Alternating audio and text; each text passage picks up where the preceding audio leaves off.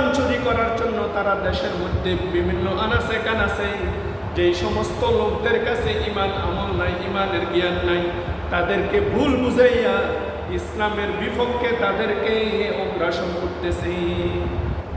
সাবধান মুসলমান, হিজবুত তাওহীদ এটা একটা কুফরি দল।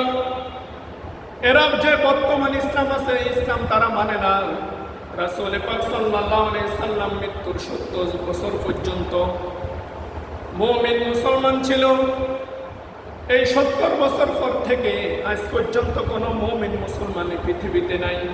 বর্তমানে হিজবুত তাওহীদে যারা যোগ দেবে তারা হচ্ছে আসল মুমিন, তারাই হচ্ছে আসল মুসলমান। এ কথা যে বলে তার ইমান আছে? এই লম্পট মূর্খ হিজবুত তাওহীদের ইমাম তো বলতে পারে না।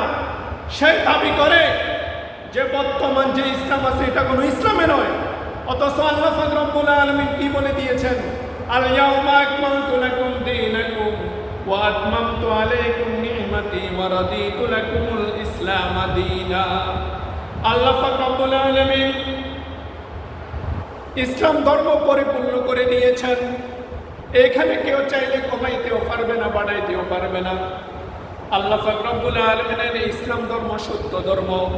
পৃথিবীতে যত ফেরকা আছে, যত দল আছে, যত ধর্ম আছে, সব ধর্ম বাতিল, সব ধর্ম বাতিল। শুধু ইসলাম ধর্ম হচ্ছে সত্য ধর্ম।